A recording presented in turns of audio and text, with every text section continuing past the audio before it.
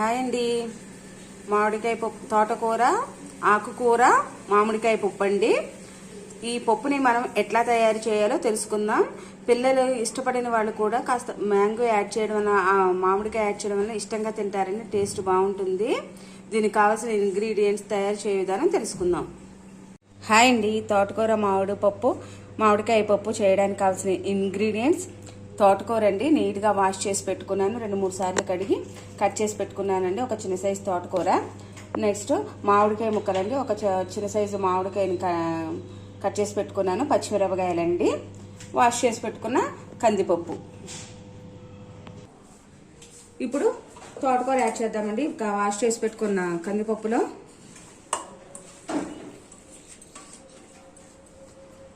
Next మామిడికాయ, పచ్చిమిరపకాయ ముక్కలు. మీరు ఎప్పుడైనా టెంకలు వేసుకున్నారండి? టెంకలకి వేసుకుని ట్రై చేయండి. మామిడికాయ పప్పులో టెంకకి కాస్త ఎక్కువ బాగా చెక్కేయకుండా కొద్దిగా ఉంచండి మామిడికాయని, అప్పుడు టేస్ట్ బాగుంటుంది మామిడికాయ పప్పులో. నెక్స్ట్ కొద్దిగా పసుపు యాడ్ చేద్దామండి, ఒక 1/2 స్పూన్ పసుపు.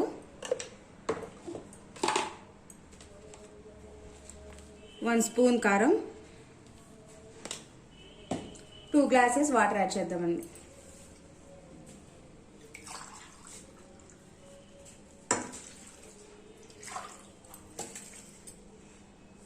ఇప్పుడు స్టవ్ వెలిగించుకొని కుక్కర్ పెట్టానండి. కుక్కర్ పెట్టుకొని దానిపైన మూత పెడుతున్నాను.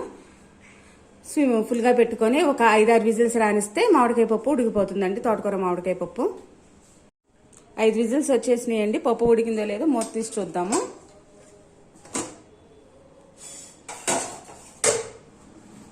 పప్పు ఉడికిపోయిందండి. దీన్ని పక్కన పెడదాం.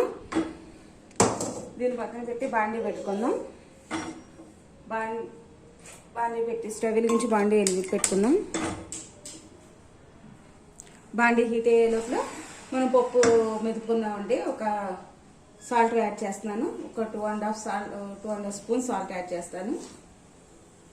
2.5 స్పూన్ సాల్ట్ యాడ్ చేసి పప్పును మెదిపేసుకుందాం. బాగా ఉడికిపోయిందండి. ఆకు మెదుపుకుంటే సరిపోతుంది.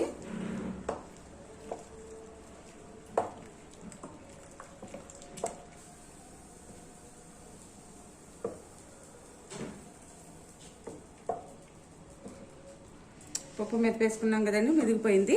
ఇప్పుడు పోపు వేసుకుందామండి. బాండీ హీట్ అయిందండి. ఒక 2 స్పూన్స్ ఆయిల్ యాడ్ చేస్తున్నాను పోపుకి.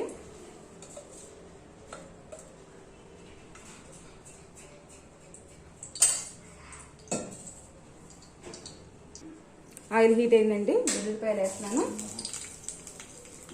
వెల్లుల్లిపాయలు ఫ్రై అయిపోయినాయండి. ఇప్పుడు పచ్చెనపప్పు, ఆవాలు, జీలకర్ర వేసుకుందాం. ఇవి కూడా ఫ్రై చేద్దాం.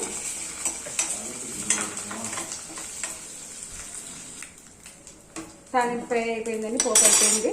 పప్పు ఇందులో యాడ్ చేసుకుందాం.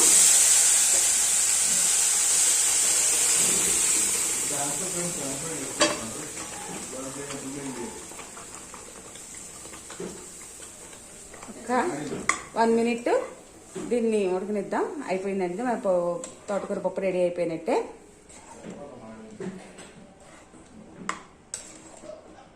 ఆకుకూర పప్పు ఇష్టపడిన వాళ్ళకి ఒకసారి మామిడికాయ వేసి ఇలా పప్పు వేసి ట్రై చేసి, ఆకుకూర పప్పులో మామిడికాయ వేసి ట్రై చేసి చూడండి. అందరూ ఇష్టపడతారు. ఓకేనండి. Thank you.